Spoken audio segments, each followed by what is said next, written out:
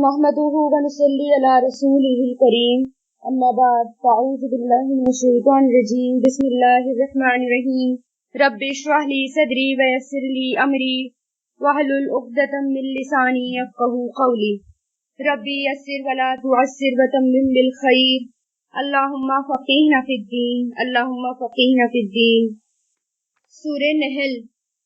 नहल कहते हैं शहद की मक्खी को, मधुमक्खी को। ये सूरत भी मक्की है। शुरू अल्लाह के नाम से जो सब पर मेहरबान बहुत मेहरबान है। अल्लाह का हुक्म आ पहुंचा है, लिहाजा उसके लिए जल्दी ना मचाओ। जो शिर्क ये लोग कर रहे हैं वो उससे पाक और बहुत बाला व बरतर है, यानी अल्लाह ताला जिनको ये पुकारते हैं उन सब से बहुत बड़ा है, बहुत बुलंद है, बहुत आला है।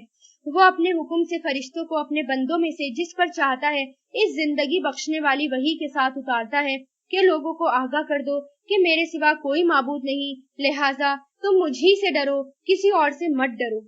उसने आसमान और जमीन को बरहक मकसद से पैदा किया है, तो इसलिए हमें ये नहीं कहना चाहिए कि अल्लाह ताला आपने बैठे बैठे हमें क्यों पैदा कर दिया, या अल्लाह ताला बिना मकसद हमें क्यों पैदा कर दिया, क्यों ये दुनिया बना दी। क्योंकि अल्लाह ताला ने जो भी बनाया है वो मकसद से बनाया है। जो शिर्क ये लोग करते हैं वो उससे बहुत बाला व बरतर है, बहुत बड़ा है।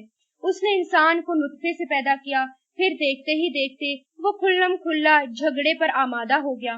और जो चौपाए उसने पैदा किए जिनमें तुम्हारे लिए सर्दी के बचाव का सामान है, उसके अलावा भी बहुत से फायदे हैं, और उन्हीं में से तुम खाते भी हो। और तुम उन्हें शाम के वक्त घर वापस लाते हो, और जब उन्हें सुबह चराने के लिए ले जाते हो तो इन सब में तुम्हारे लिए खुशनुमा मंजर भी है। यानी आप गौर फिक्र करें इन सब बातों पर कि कैसे इंसान पैदा हुआ। एक नुत्फे से इंसान पैदा किया गया, कुछ भी नहीं था इंसान, उससे इंसान पैदा हुआ और फिर देखते ही देखते झगड़ने वाला बन गया, यानी अल्लाह ताला को इनकार करने वाला बन गया। और फिर अल्लाह ताला कह रहे कि उसने तुम्हारे लिए हर चीज का फायदा जमीन में दे दिया ताकि तुम खाओ पियो।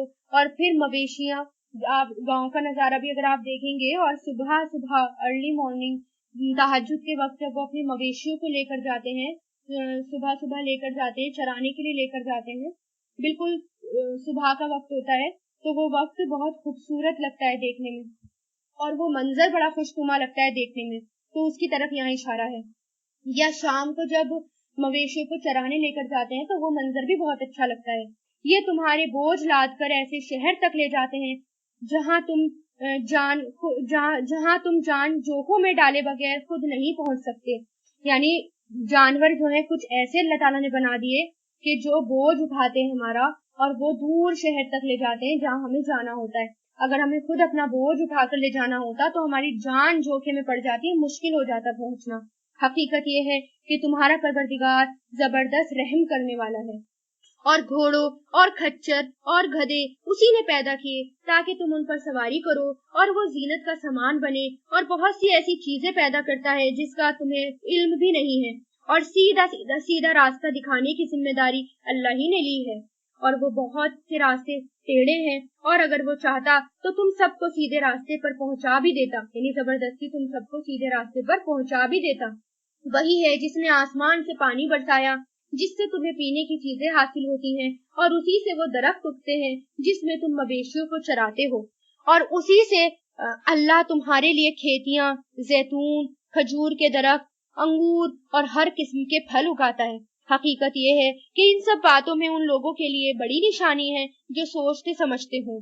और उसने दिन और रात को, सूरज और चांद को तुम्हारी खिदमत में लगा रखा है, और सितारे भी उसके हुक्म से काम पर लगे हुए हैं। यकीनन इन बातों में उन लोगों के लिए बड़ी निशानियां हैं जो अकल से काम लेते हैं।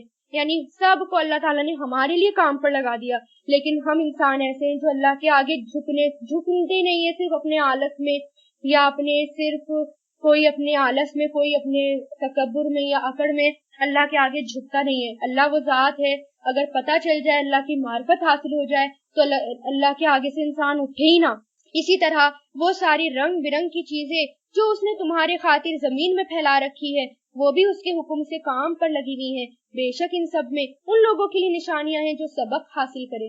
और वही है जिसने समुद्र को काम पर लगा दिया ताकि तुम उससे ताजा गोश्त खाओ, यानी मछलियां निकालो या समुद्र की जो भी समुद्र के अंदर जानवर होते हैं वो निकालो और खाओ, और उससे वो जेवरात निकालो जो तुम पहनते हो। यानी दोनों तरह के काम फायदे समुद्र से मिलते हैं।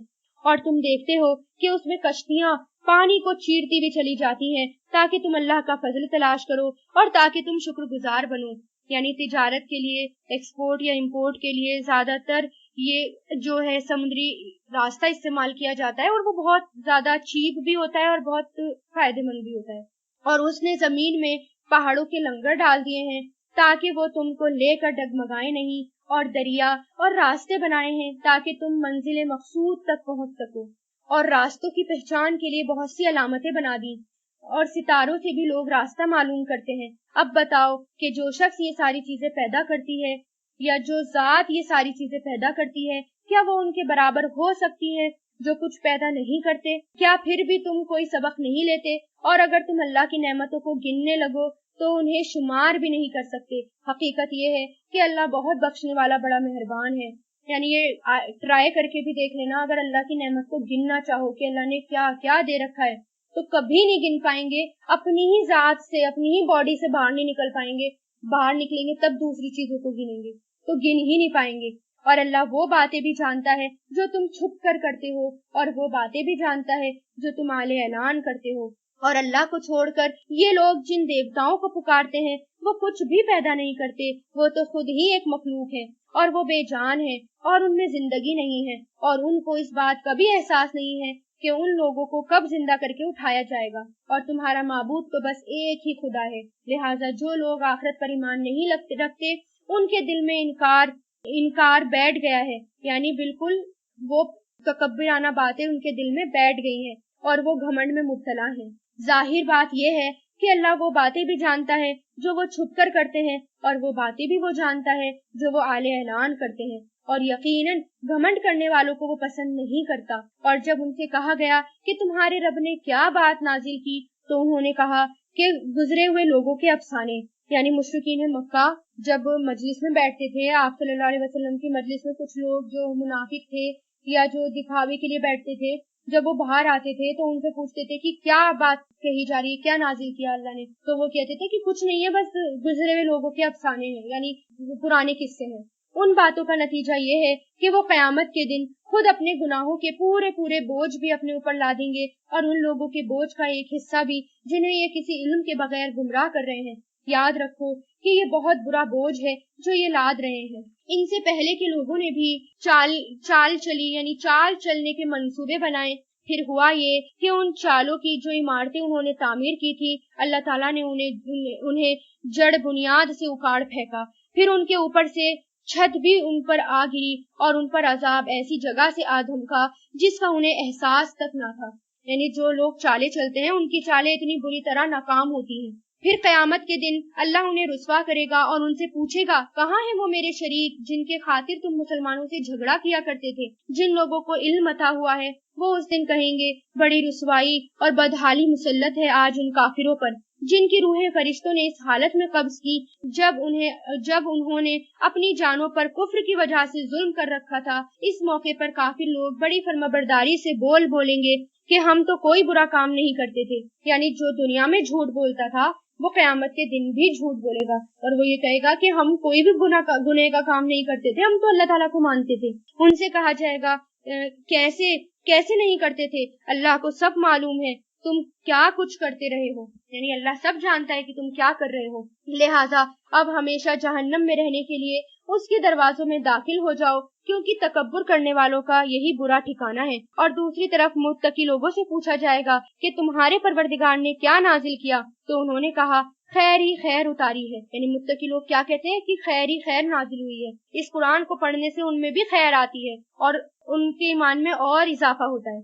इस तरह जिन लोगों ने नेकी की रविश इख्तियार की है उनके लिए इस दुनिया में भी बेहतरी है, और आखिरत का घर तो है ही सरापा बेहतरी। यकीनन मुत्तकियों का घर बेहतरीन है, हमेशा हमेशा बसने के लिए वो बागात जिनमें वो दाखिल होंगे, जिनके नीचे नहरें बहती होंगी, और वहाँ जो कुछ होगा उन्हें वो मिलेगा। मुत्तकी लोगों को अल्लाह ऐसा ही सिला देता है। ये हैं वो लोग जिनकी रूहें फरिश्ते ऐसी हालत में कब्ज करते हैं कि वो पाक साफ होते हैं, और वो उनसे कहते हैं سلامتی ہو تم پر، جو عمل تم کرتے رہے ہو اس کے صلے میں تم جنت میں داخل ہو جاؤ۔ یعنی جو نیک لوگ ہیں، متقی لوگ ہیں، ان کی روحیں اتنی سکون سے نکلتی ہیں کہ خوشی سے نکلتی ہیں کہ انہیں ذرا بھی معلوم نہیں ہوتا، اگر تھوڑی بہت موت کی سختی ہوتی بھی ہے تو وہ اس کو بادر نہیں کرتے، کیونکہ اتنی اچھی نعمتیں جو دیکھتے ہیں تو وہ بھی تکلیف انہیں نہیں ہوتی موت کی۔ اور اسی طرح جو برے لوگ ہوتے ہیں، اگر ان کی روحیں جب قبض ہوتی ہیں تو وہ مارتے پیٹتے ہوئے ان کی روح قبض ہوتی ہے، پورے جسم میں دوڑ رہی ہوتی ہے، کھینچتے ہوئے ان کی روح نکالتے ہیں۔ اور یہ کافر لوگ اب ایمان لانے کے بعد اس کے سوا کس بات کے منتظر ہیں، یعنی کس بات کا انتظار کر رہے ہیں کہ ان کے پاس فرشتے آ کھڑے ہوں یا قیامت کا عذاب کی صورت میں تمہارے پروردگار کا حکم ہی آ جائے۔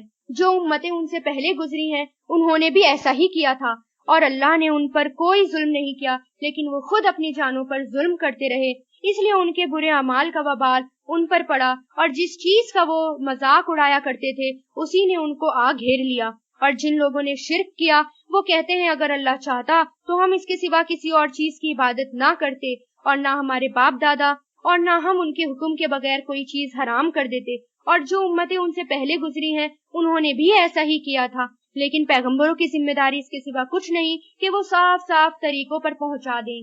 یعنی جو کفر کرتے ہیں ان کا کام کیا ہوتا ہے کہ ساری ذمہ داری اللہ پر ڈال لیتے ہیں اور اپنا پلہ جھاڑ لیتے ہیں، اگر اللہ چاہتا تو میں نیک کام کرتی، اگر اللہ چاہتا تو میں سارے حکموں کی اللہ کی پابندی کرتی، اللہ اگر چاہے گا تو میں کر لوں گی، اور اپنا پلہ جھاڑ دیتے ہیں اور سب ذمہ داری اللہ پر ڈال دیتے ہیں۔ اور یہ پہلے کی قوم بھی ایسا ہی کرتی تھی اور کافی لوگ بھی ایسا ہی کرتے ہیں۔ اور واقعہ یہ ہے کہ ہم نے ہر امت میں سے کوئی نہ کوئی پیغمبر اس ہدایت کے ساتھ بھیجا ہے کہ تم اللہ کی عبادت کرو اور طاغوت کا انکار کرو، طاغوت یعنی شیطان سے بچو، اس لیے پیغمبر آئے۔ پھر ان میں سے کچھ وہ تھے جن کو اللہ نے ہدایت دے دی، اور کچھ ایسے تھے جن پر گمراہی مسلط ہو گئی۔ تو ذرا زمین میں چل پھر کر دیکھو کہ پیغمبروں کو جھٹلانے والوں کا انجام کیسا ہوا۔ یعنی زمین پر چلو پھرو، گھومو پھرو، اور یہ دیکھو کہ جن جن لوگوں نے جھٹلایا تھا، اللہ کو جھٹلایا، ان کا انجام کتنا برا ہوا۔ کوئی نام و نشان ان لوگوں کا نظر نہیں آتا۔ اے پیغمبر، اگر تمہیں یہ حرص ہے کہ یہ لوگ ہدایت پر آ جائیں تو حقیقت یہ ہے کہ اللہ جن کو ان کی اناد کی وجہ سے یعنی ان کی دشمنی کی وجہ سے گمراہ کر دیتا ہے ان کو ہدایت تک نہیں پہنچاتا، اور ایسے لوگوں کو کسی قسم کے مددگار بھی میسر نہیں آتے۔ اور ان لوگوں نے بڑا زور لگا لگا کر اللہ کی قسمیں کھائی ہیں کہ جو لوگ مر جاتے ہیں ان کو دوبارہ زندہ نہیں کرے گا، یعنی قسم کھا کھا کر کہتے تھے کہ دوبارہ زندگی نہیں ملے گی۔ بھلا کیوں نہیں کرے گا؟ یہ تو ایک وعدہ ہے جسے سچا کرنے کی ذمہ داری اللہ نے لے رکھی ہے، لیکن اکثر لوگ جانتے ہی نہیں ہیں۔ دوبارہ زندہ کرنے کا یہ وعدہ اللہ نے اس لیے کیا ہے تاکہ وہ لوگوں کے سامنے ان کی باتوں کو اچھی طرح واضح کر دیں جن میں وہ اختلاف کر رہے ہیں، اور تاکہ کافر لوگ جان لیں کہ وہ جھوٹے تھے۔ قیامت کے دن کافروں کو بھی پتہ چل جائے گا کہ وہ جھوٹے تھے۔ اور جب ہم کسی چیز کو پیدا کرنے کا ارادہ کرتے ہیں تو ہماری طرف سے صرف اتنی بات ہوتی ہے کہ ہم اسے کہتے ہیں ہو جا، بس وہ ہو جاتی ہے۔ اور جن لوگوں نے دوسروں کے ظلم سہنے کے بعد اپنا وطن چھوڑا، یقین رکھو انہیں ہم دنیا میں بھی اچھی طرح بسائیں گے، اور آخرت میں تو اجر یقیناً سب سے بڑا ہے۔ کاش کہ یہ لوگ جان لیتے۔ یعنی جس زمین میں ظلم ہو رہا ہو لوگوں کے اوپر اور اللہ کے حکم کو ماننے نہ دیا جا رہا ہو، شرک کرنے کے لیے کہا جا رہا ہو، تو ایسے کے لیے حکم ہے کہ اس وطن کو چھوڑ دیا جائے، ہجرت کر دی جائے۔ تو جس وقت ابھی وہ ہیں اس سے زیادہ اللہ تعالیٰ کا وعدہ ہے کہ اگر وہ اللہ کے خاطر وہ سب چیزیں چھوڑ دیں گے تو اللہ اس سے زیادہ اچھی چیزیں ان کو دے گا۔ اور اے پیغمبر، ہم نے تم سے پہلے بھی کسی اور کو نہیں، انسانوں کو ہی پیغمبر بنا کر بھیجا جن پر ہم وحی نازل کرتے ہیں۔ اے منکرو، اب اگر تمہیں اس بات کا علم نہیں تو جو علم والے ہیں ان سے پوچھ لو۔ ان پیغمبروں کو روشن دلیلوں اور آسمانی کتابیں دے کر بھیجا گیا ہے۔ اور اے پیغمبر، ہم نے تو تم پر بھی یہ قرآن اس لیے نازل کیا ہے تاکہ تم لوگوں کے سامنے ان باتوں کی واضح تشریح کر دو جو ان کے لیے اتاری گئی ہیں، اور تاکہ وہ غور اور فکر سے کام لیں۔ تو کیا وہ لوگ جو برے برے منصوبے بنا رہے ہیں اس بات سے بالکل بے خوف ہو گئے کہ اللہ انہیں زمین میں دھسا دے، یا ان پر عذاب ایسی جگہ سے آ پڑے کہ انہیں احساس تک بھی نہ ہو، یا انہیں چلتے پھرتے ہی انہیں پکڑ میں لے لے کیونکہ وہ اسے عاجز نہیں کر سکتے، یا انہیں اس طرح گرفت میں لے لے کہ وہ دھیرے دھیرے گھٹتے ہی چلے جا رہے ہیں۔ یعنی اللہ تعالیٰ دھیرے دھیرے پکڑ میں اور گرفت میں لے لیتا ہے، کیونکہ تمہارا پروردگار بڑا شفیق نہایت مہربان ہے۔ کیا انہوں نے نہیں دیکھا کہ اللہ نے جو چیز بھی پیدا کی ہے اس کے سائے اللہ کو سجدہ کرتے ہوئے دائیں اور بائیں جھکے رہتے ہیں اور وہ سب عاجزی کا اظہار کر رہے ہوتے ہیں، یعنی ہر چیز اللہ کے آگے سجدہ کر رہی ہوتی ہے، اور آسمانوں اور زمین میں جتنے جاندار ہیں اور سارے فرشتے بھی اللہ ہی کو سجدہ کرتے ہیں، اور وہ ذرا بھی تکبر نہیں کرتے، وہ اپنے اس پروردگار سے ڈرتے ہیں جو اس کے اوپر ہے، اور وہ وہی کام کرتے ہیں جس کا انہیں حکم دیا جاتا ہے۔ یہاں پر آپ کا سجدہ ہو گیا، اور اللہ نے فرمایا کہ دو معبود مت بنا بیٹھنا، وہ تو بس ایک ہی معبود ہے، اس لیے بس مجھ ہی سے ڈرا کرو۔ یعنی کچھ قومیں ایسی ہیں جو کہ دو معبود بناتی ہیں، اس ٹائم بھی آپ صلی اللہ علیہ وسلم کے ٹائم بھی ایسی قومیں بھی تھیں جو کہ سورج کی پوجا بھی کرتی تھی اور اللہ تعالیٰ کو بھی مانتی تھی۔ تو اللہ تعالیٰ نے کہا کہ صرف دو معبود نہیں، صرف ایک ہی معبود بناؤ، اور آسمان اور زمین میں جو کچھ ہے صرف اسی کا ہے، اسی کی اطاعت ہر حال میں لازم ہے، یعنی اللہ تعالیٰ کی اطاعت ہر حال میں لازم ہے، چاہے دل کرے یا نہ کرے، لیکن اللہ کی اطاعت کرنی ہے۔ کیا پھر بھی تم اللہ کے سوا کسی اور سے ڈرتے ہو؟ اور تم کو جو نعمتیں بھی حاصل ہوتی ہیں وہ اللہ کی طرف سے ہوتی ہیں، پھر بھی تمہیں کوئی تکلیف پہنچتی ہے تو اسی سے فریادیں کرتے ہو، اس کے بعد جب وہ تم سے تکلیف دور کر دیتا ہے تو تم میں سے ایک گروہ اچانک اپنے پروردگار کے ساتھ شرک شروع کر دیتا ہے تاکہ ہم نے اسے جو نعمت دی تھی اس کی ناشکری کرے۔ اچھا کچھ عیش کر لو، ان قریب یعنی جلد ہی تمہیں پتہ چل جائے گا، یعنی دنیا میں عیش کر لو، تھوڑے سے مزے چکھ لو، پھر مرنے کے بعد جب اللہ کے سامنے جاؤ گے تو سب پتہ چل جائے گا، یہ دنیا ایسی لگے گی جیسے ایک دن یا ایک گھڑی۔ اور ہم نے جو رزق انہیں دیا ہے اس میں سے وہ ان بتوں کا حصہ لگاتے ہیں جن کی حقیقت خود انہیں معلوم نہیں۔ اللہ کی قسم تم سے ضرور بار پرس ہوگی کہ تم کیسے بہتان باندھا کرتے تھے، یعنی جو مشرکین مکہ ہوتے تھے جب کٹائی ہوتی تھی یا ذبح کرتے تھے، بتوں کے آگے ذبح کرتے تھے تو اس میں سے بتوں کے لیے بھی حصہ نکالتے تھے، اور اللہ کے لیے تو انہوں نے بیٹیاں گڑ رکھی ہیں، یعنی اپنے لیے بیٹے اور اللہ کے لیے بیٹیاں گڑ رکھی ہیں۔ سبحان اللہ، وہ خود اپنے لیے وہ بیٹے چاہتے ہیں اور وہ اپنی خوشی کے مطابق، جو ان کی خواہش کے مطابق ہو، یعنی اللہ تعالیٰ ان سب سے پاک ہے۔ اور جب ان میں سے کسی کو بیٹی کی پیدائش کی خوشخبری دی جاتی ہے تو اس کا چہرہ بالکل سیاہ پڑ جاتا ہے اور وہ دل ہی دل میں کڑتا رہتا ہے، یعنی بیٹی ہونا مشرکین مکہ بہت برا سمجھتے تھے، اور داماد رکھنا تو اور بھی زیادہ برا کام سمجھتے تھے، اور وہ یہ چاہتے تھے کہ صرف بس بیٹا ہی ہو، اور اگر کسی کو بیٹی ہو بھی جاتی تھی تو وہ دل ہی دل میں کڑتا تھا، یا تو اس کو دنیا سے چھپائے رکھتا تھا یا پھر اس کو زندہ درگور کر دیا کرتا تھا، زمین میں دبا دیا کرتا تھا۔ اس خوشخبری کو برا سمجھ کر لوگوں سے وہ چھپاتا پھرتا ہے اور وہ یہ سوچتا ہے کہ ذلت برداشت کر کے اسے وہ اپنے پاس رہنے دے یا اسے زمین میں گاڑ دے۔ دیکھو انہوں نے کتنی بری بری باتیں طے کر رکھی ہیں۔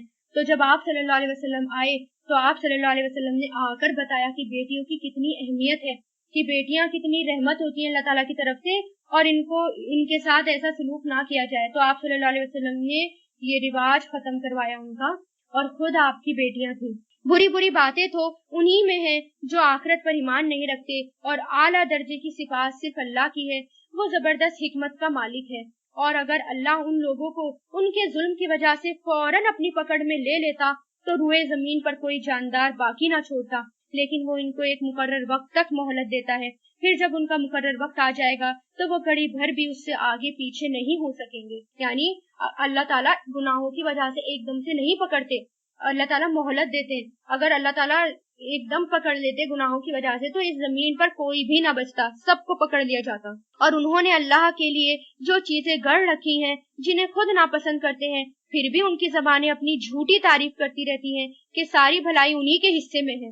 لازمی بات یہ ہے کہ ایسے رویے کی وجہ سے ان کے حصے میں تو دوزخ ہی ہے اور انہیں اسی میں پڑا رہنے دیا جائے گا۔ اے پیغمبر، اللہ کی قسم تم سے پہلے جو امتیں گزری ہیں ہم نے ان کے پاس پیغمبر بھیجے تھے، تو شیطان نے ان کے اعمال کو خوب بنا سوار کر ان کے سامنے پیش کیا، چنانچہ وہی شیطان آج ان کا سرپرست بنا ہوا ہے اور اس کی وجہ سے ان کے لیے دردناک عذاب تیار ہے۔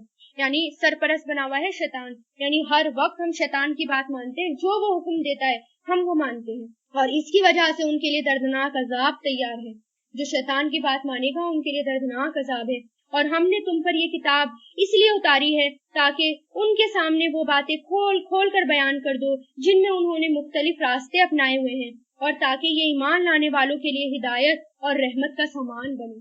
اور اللہ نے آسمان سے پانی برسایا اور زمین کے مردہ ہو جانے کے بعد اس میں جان ڈال دی، یقیناً اس میں ان لوگوں کے لیے نشانیاں ہیں جو بات سنتے ہیں۔ اور بے شک تمہارے لیے مویشیوں میں بھی سوچنے سمجھنے کا بڑا سامان ہے، ان کے پیٹ میں جو گوبر اور خون ہے اس کے بیچ میں سے ہم تمہیں ایسا صاف ستھرا دودھ پینے کو دیتے ہیں جو پینے والوں کے لیے خوشگوار ہوتا ہے۔ یعنی کبھی آپ نے دودھ پیتے وقت یہ سوچا؟ اس کو اب سوچئے گا، جب آپ دودھ پیئے تو سوچئے گا کہ اس میں کتنی بڑی نعمت ہے یہ اللہ کی، کہ جس پیٹ میں اللہ تعالیٰ کہہ رہے ہیں کہ گوبر ہوتا ہے اور خون ہوتا ہے، اسی کے بیچ میں سے اتنی خالص ایک مشروب یعنی دودھ نکل کر آتا ہے جو بالکل پیور اور صاف ستھرا ہوتا ہے یہ، اور اس میں کسی قسم کی کوئی ملاوٹ نہیں ہوتی۔ یہ اللہ کا ایک معجزہ ہے، یہ بھی نشانی ہے۔ اور کھجور کے پھلوں اور انگوروں سے بھی ہم نے تمہیں ایک مشروب عطا کیا جس سے تم شراب بھی بناتے ہو اور پاکیزہ رزق بھی، بے شک اس میں بھی ان لوگوں کے لیے نشانیاں ہیں جو عقل سے کام لیتے ہیں۔ اور یعنی شراب بھی بنتا ہے، ایک جگہ ان چیزوں سے لوگ ناپاک چیزیں بھی بناتے ہیں اور دوسری طرف پاکیزہ چیز بھی اسی میں سے ہوتی ہے۔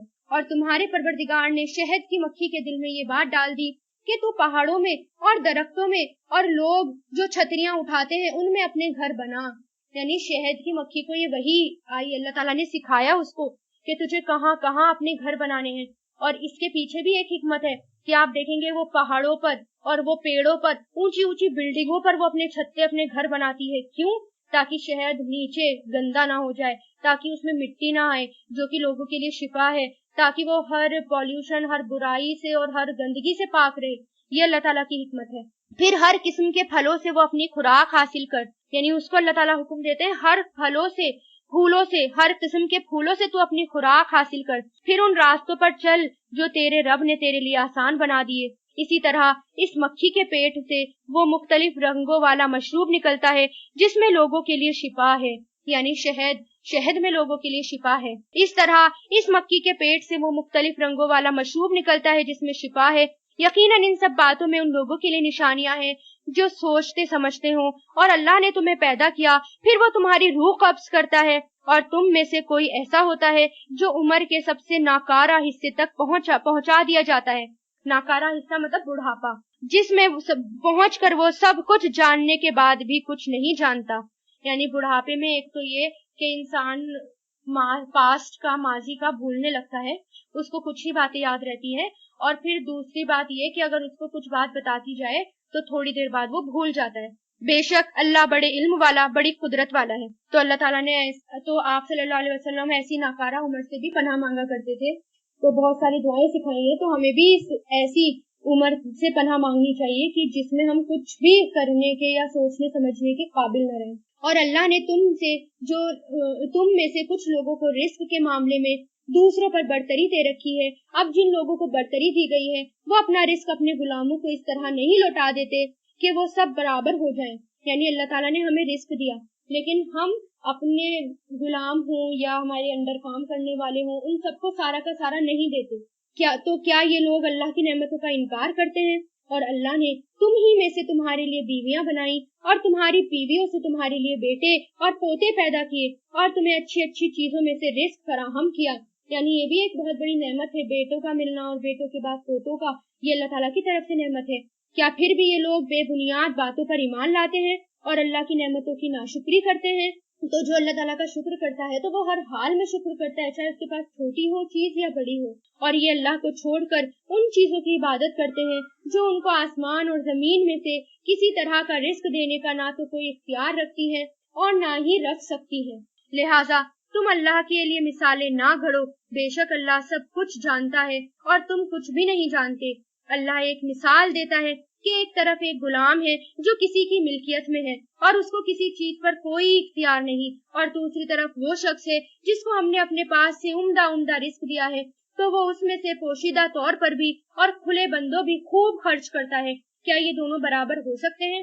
یعنی ایک غلام اور ایک آزاد، کیا وہ دونوں برابر ہو سکتے ہیں؟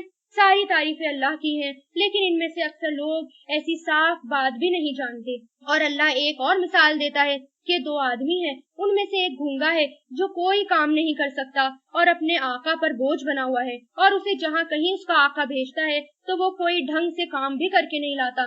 کیا ایسا شخص اس دوسرے آدمی کے برابر ہو سکتا ہے جو دوسروں کو بھی اعتدال کا حکم دیتا ہے اور خود بھی سیدھے راستے پر قائم ہے؟ یعنی جو صحیح سالم ہے اور جو صحیح سالم نہیں ہے اور جو کچھ بھی نہیں کرتا، کیا وہ دونوں برابر ہو سکتے ہیں؟ نہیں ہو سکتے۔ اس لیے ایک ایمان والا اور ایک کفر والا وہ بھی برابر نہیں ہو سکتا۔ جو قرآن پر چلے اور جو قرآن کو چھوڑ کر چلے وہ دونوں بھی برابر نہیں ہو سکتے۔ وآخر الدعوانا ان الحمد للہ رب العالمین، سبحانک اللہم و بحمدک ونشہد ان لا الہ الا انت نستغفرک ونتوب الیک۔